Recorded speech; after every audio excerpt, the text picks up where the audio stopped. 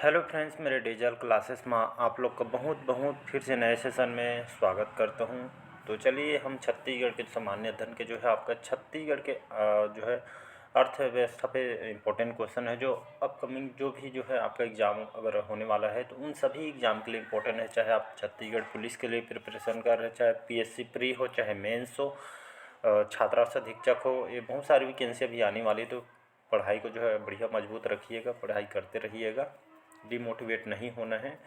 और छत्तीसगढ़ पुलिस का फॉर्म ये भरना स्टार्ट हो गया तो फॉर्म को भी भर सकते हैं। इसका जो लास्ट डेट है मार्च तक बढ़ा दिया गया है, तो फॉर्म को भर सकते हैं। यहाँ पे प्रयोगशाला के लिए जो शायद तक फॉर्म भी भरना स्टार्ट हो गया है, तो फॉर्म को भर सकते हैं। उसका सेशन में जो है उसमें जो है साइंस का जो वेटेज उसमें ज़्यादा है, तो उसका साइंस का लगभग आज या कल से उसका सेशन लेना मैं स्टार्ट कर दूंगा।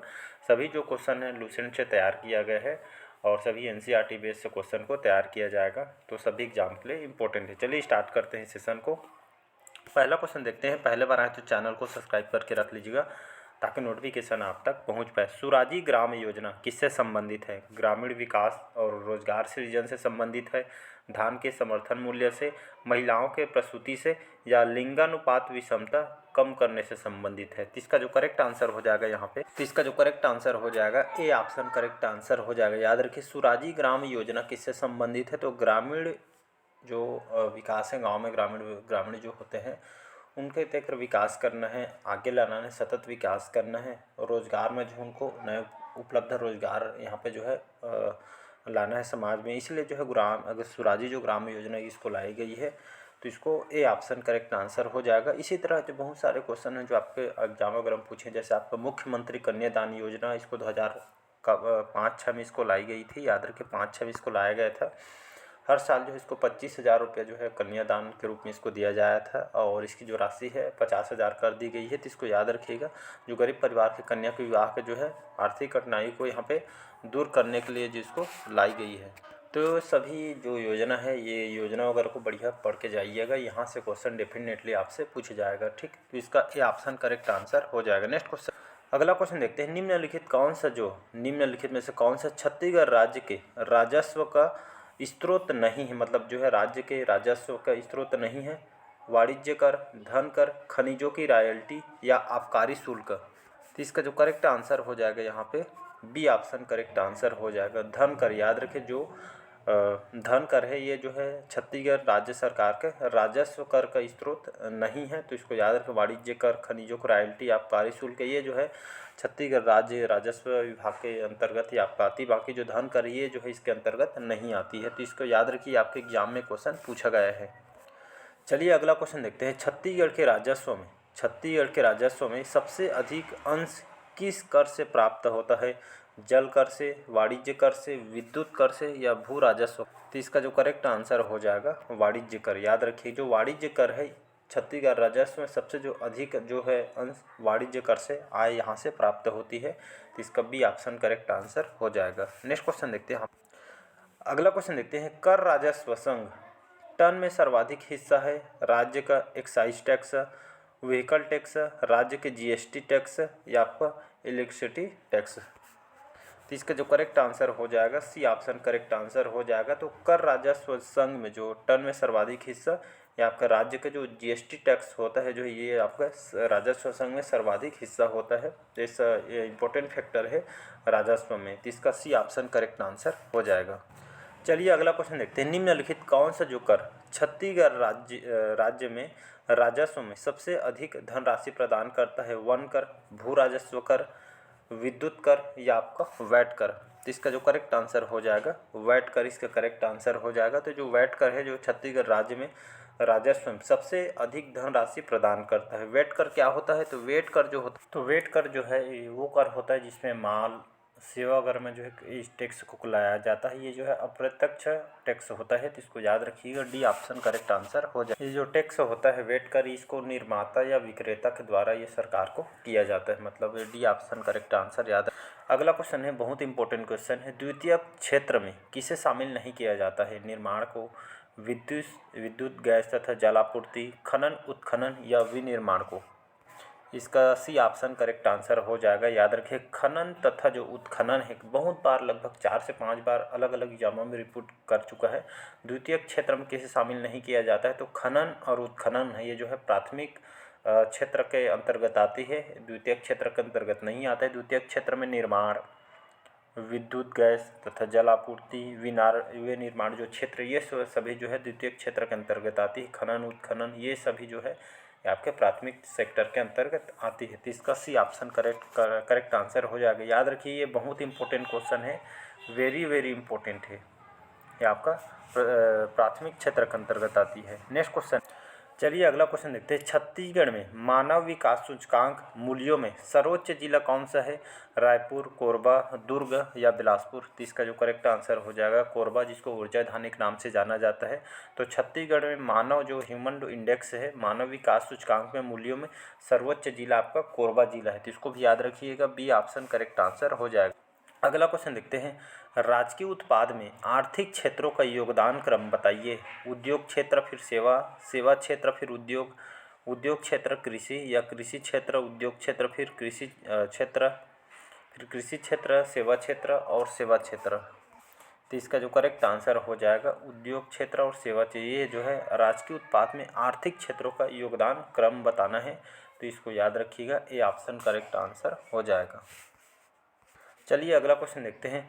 छत्तीसगढ़ राज्य में इनमें से किस क्षेत्र में आर्थिक वृद्धि दर स्थिर कीमतों पर 2019-20 में सबसे अधिक अनुमानित की गई है? वानिकी, संचार और प्रसारण, सामुदायिक एवं वैयक्तिक सेवाएं या आपका बैंकिंग सेक्टर?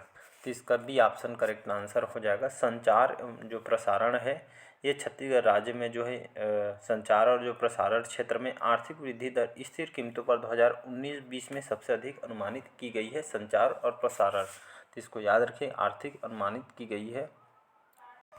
चलिए अगला क्वेश्चन देखते हैं। निम्नलिखित किस भारतीय राज्य में गरीबी रेखा से नीचे जीने वाले लोगों का प्रतिशत सबसे अधिक है?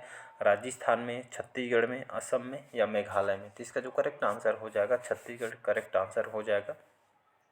तो जो हमारा जो राज्य है छत्तीसगढ़ राज्य जो है, अगर देखेंगे पूरा भारत भर में, मतलब पूरा स्टेट में, यहाँ पे स्टेट बोलता हूँ पूरा इंडिया में, तो हमारा जो छत्तीसगढ़ है जो है गरीबी रेखा के नीचे जीने वाले लोगों का जो सबसे प्रतिशत सबसे ज़्यादा देखने को यहाँ पे मिलेगा छत्तीसगढ़ का। तो याद रखिए, प्रतिशत के हिसाब से सबसे ज़्यादा छत्तीसगढ़ का है। तो इसका भी ऑप्शन करेक्ट आंसर हो जाएगा।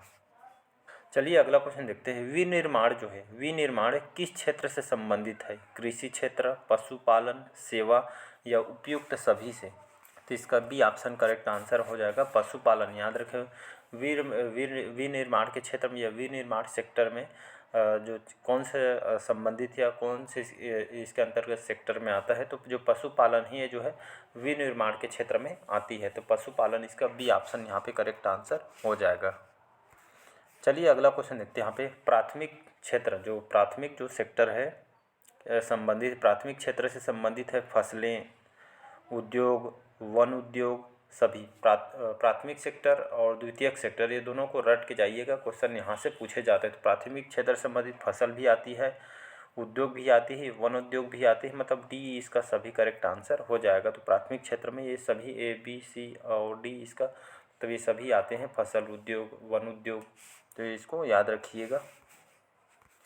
चलिए नेक्स्ट क्वेश्चन देखते हैं। यहाँ पे द्वितीयक क्षेत्र, द्वितीयक क्षेत्र से संबंधित नहीं है, मतलब द्वितीयक सेक्टर में कौन सी चीज़ नहीं आती है? तो विनिर्माण, निर्माण, विद्युत गैस जल आपूर्ति या आपका लोक प्रशासन। तो इसके पहले भी मैं बताया था जो है, इसमें जो है विनिर्माण, निर्माण, विद्युत गैस जल आपूर्ति, ये जो सभी जो है द्वितीयक सेकेंडरी सेक्टर के अंतर्गत आती है। लोक प्रशासन को छोड़ जो है आपका सेकेंडरी सेक्टर में नहीं आती है, द्वितीयक क्षेत्र में नहीं आती है। तो विनिर्माण, निर्माण, विद्युत गैस जल आपूर्ति जो है, ये सभी जो है आपका जो है द्वितीयक सेक्टर में आती है, द्वितीयक क्षेत्र के अंतर्गत। ये सभी को याद रखिएगा।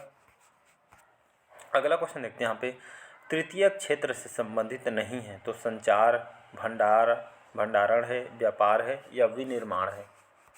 तो इसका जो करेक्ट आंसर हो जाएगा विनिर्माण। विनिर्माण तो अभी जस्ट बताऊंगी आपके द्वितीयक सेक्टर में आती है, न कि तृतीयक सेक्टर। तृतीयक सेक्टर में कौन कौन सी आती है? तो संचार, भंडारण, व्यापार, ये जो तीनों जो है ये आपका तृतीयक क्षेत्र के अंतर्गत आती है। विनिर्माण ये आपका सेकेंडरी सेक्टर में आती है। तो इसका डी ऑप्शन कौन से संबंधित नहीं पूछा गया था, तो इसका डी ऑप्शन यहाँ पे करेक्ट आंसर हो जाएगा। नेक्स्ट क्वेश्चन है, चलिए अगला क्वेश्चन है, उपभोक्ता मूल्य सूचकांक। उपभोक्ता मूल्य सूचकांक को कितने भागों में वर्गीकृत किया गया है? उपभोक्ता जो मूल्य सूचकांक को कितने भागों में वर्गीकृत किया गया है? 3, 4, 6 या 2? तो इसका जो करेक्ट आंसर हो जाएगा सी ऑप्शन करेक्ट आंसर हो जाएगा। तो उपभोक्ता मूल्य जो सूचकांक कितने भागों में वर्गीकृत किया गया? तो इसको 6 भागों में इसको वर्गीकृत किया। तो इसको 6 भागों में वर्गीकृत किया गया। इसको कंज्यूमर प्राइस इंडेक्स भी बोलते हैं। तो इसका सी ऑप्शन करेक्ट आंसर हो जाएगा, याद रखिएगा। अगला क्वेश्चन देखते हैं, थोक मूल्य सूचकांक जिसको WPI बोलते हैं, जिसमें जो है कितने वस्तुओं को शामिल किया है? 676, 697, 702 या 448?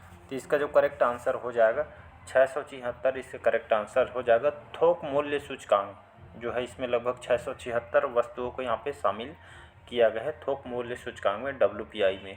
तो इसका ए ऑप्शन करेक्ट आंसर हो जाएगा। नेक्स्ट क्वेश्चन देखते हैं यहाँ पे। अगला क्वेश्चन देखते हैं, उपभोक्ता मूल्य सूचकांक जिसको CPI में बोलते हैं, CPI में शामिल किए गए वस्तुओं में सबसे अधिक भार है खाद्य पदार्थ का, ईंधन का, तंबाकू का या गृह? तो इसका जो करेक्ट आंसर हो जाएगा खाद्य पदार्थ का। याद रखते हैं उपभोक्ता मूल्य सूचकांक में जो खाद्य पदार्थ है, जो इसमें CPI में शामिल किए गए वस्तु में सबसे अधिक भार खाद्य पदार्थ का है। तो इसको याद रखें, खाद्य पदार्थ का जो है उपभोक्ता मूल्य सूचकांक में जो है CPI में शामिल किए वस्तु में सबसे अधिक भार इसी का है, खाद्य पदार्थ का जो फूड जोन का। अगला क्वेश्चन है, महंगाई भत्ता डेयरनेस अलाउंस बोलते हैं, इसका जो निर्धारण किसके आधार पर किया जाता है? प्रति व्यक्ति आय पे, जीवन के स्तर पर, आर्थिक समृद्धि पे या उपभोक्ता मूल्य सूचकांक पे? तो इसका जो करेक्ट आंसर हो जाएगा उपभोक्ता मूल्य सूचकांक। याद रखें, तो महंगाई भत्ता का जो निर्धारण किसके आधार पर किया जाता है? तो उपभोक्ता मूल्य सूचकांक पे किया जाता है। महंगाई भत्ता आप देखे होंगे, गवर्नमेंट जॉब वगैरह करते हैं तो आप सुने होंगे पेपर वगैरह में दिया महंगाई भत्ता आपको दिया जाता है सरकार। तो उपभोक्ता मूल्य सूचकांक के आधार पर जो है महंगाई भत्ता या डेयरनेस अलाउंस यहाँ पे अलाउड किया जाता है सरकार के द्वारा। डी ऑप्शन करेक्ट आंसर हो।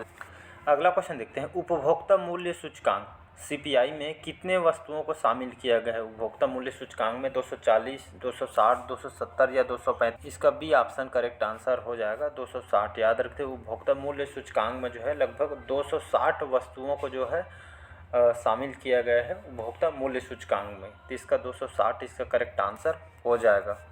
तो यहाँ पे जो उपभोक्ता जो मूल्य सूचकांक है जो है ये आपका जो है एक मूल्य सूचकांक है, और इसको कैसे निर्धारित किया जाता है? तो ये जो खासकर इसको जो है वस्तु और सेवाओं में जो है इसको जो उपभोक्ता मूल्य सूचकांक जो है निकाली जाती है। तो इसका भी ऑप्शन याद रखिएगा।